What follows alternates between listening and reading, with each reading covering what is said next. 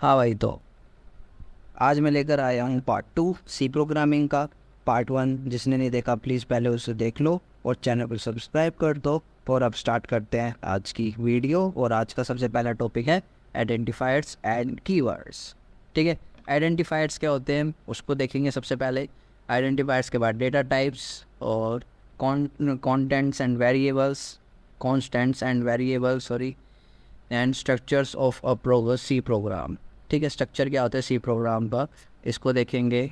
आज के हमारा यही टॉपिक है और आगे जितने भी टॉपिक होंगे उनको हम आगे नेक्स्ट आने वाली वीडियो में समझेंगे। तो स्टार्ट करते हैं।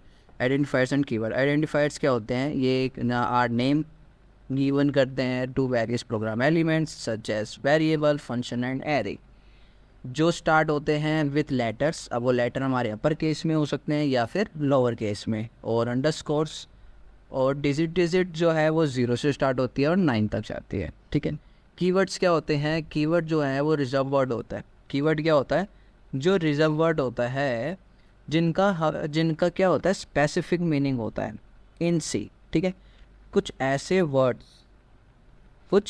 वर्ड्स जिनका मीनिंग स्पेसिफिक होता है उसको हम कीवर्ड्स कहते हैं। ठीक है, अब वो कौन कौन से होते हैं, वो होते हैं int, return, if, else, while and for.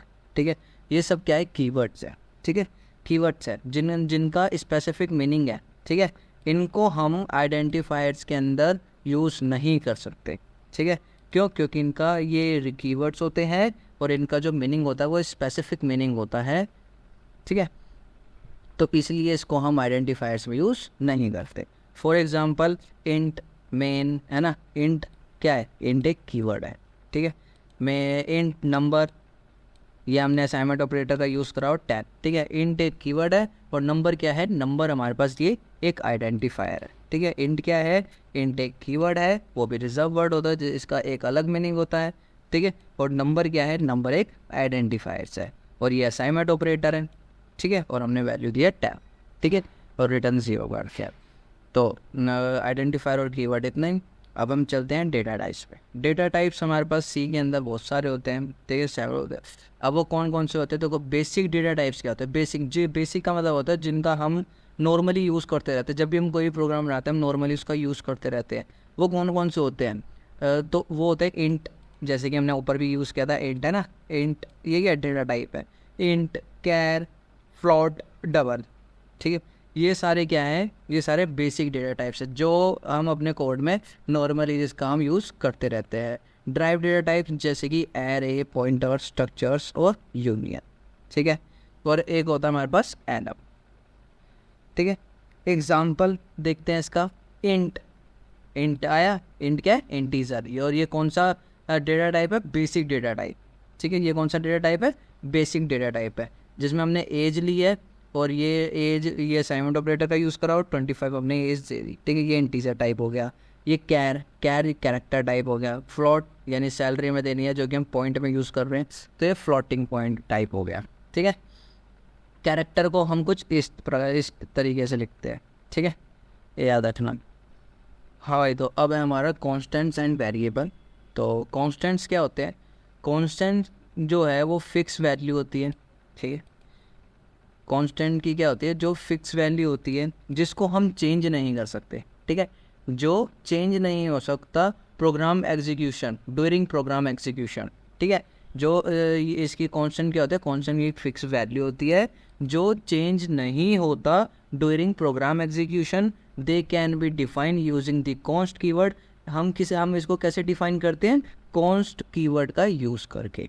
ठीक है, अगर हमें कांस्टेंट को डिफाइन करना है तो हम उसको कैसे करते हैं, हम कॉन्स्ट कीवर्ड का यूज़ करते हैं। और हैशटैग बोल रहा हूँ, हैश डिफाइन प्री प्रोसेसर्स का यूज़ करते हैं। अब हैश डिफाइन प्री प्रोसेसर क्या होता है, वो देखो कुछ इस तरीके से लिखते हैं हम इसको। ठीक है, जैसे ऊपर एग्जांपल हमने लिखा ना कॉन्स्ट, हमने कॉन्स्टेंट का यूज़ करना तो हमने कॉन्स्ट इंट मैक्स और फिर इक्वल्स टू हमने 100 लिखा है।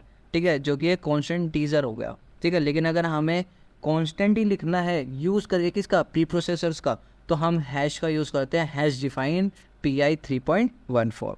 ठीक है, कुछ इस प्रकार से।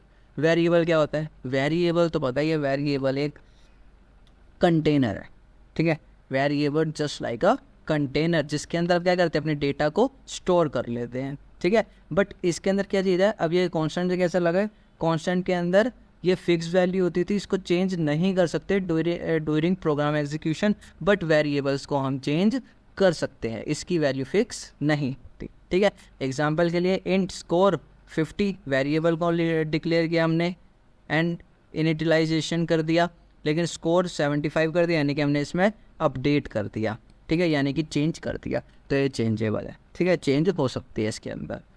अब आता है हमारे पास structure of a C programming. C programming का स्ट्रक्चर क्या है, ठीक है, ये हम इसमें यहाँ पे देख सकते हैं, ठीक है। कौन कौन से प्री प्रोसेसर डायरेक्टिव्स, ठीक है, कैसे होते हैं, जो स्टार्ट कैसे होते हैं, हैश से स्टार्ट होते हैं, सच एज हैशटैग कह रहा हूँ बार बार, हैश इंक्लूड, ठीक है, हैश इंक्लूड यूज़ करते हैं जो हेडर फाइल्स होती हैं, ठीक है। ग्लोबल डिक्लेरेशन, मेन फंक्शन और फंक्शन डेफिनेशन, ठीक है।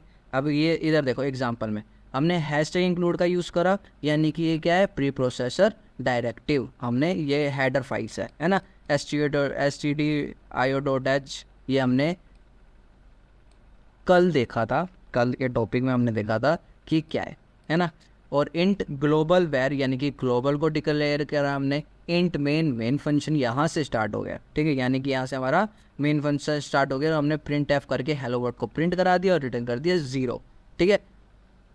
ये हमारा नॉर्मल सा स्ट्रक्चर ऑफ सी प्रोग्रामिंग था, ठीक है।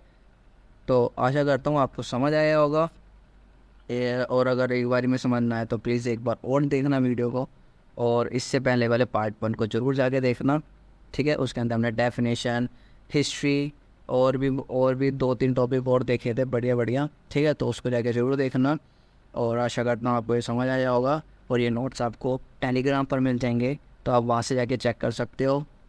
तो आज की वीडियो में इतना ही, थैंक यू फॉर वॉचिंग।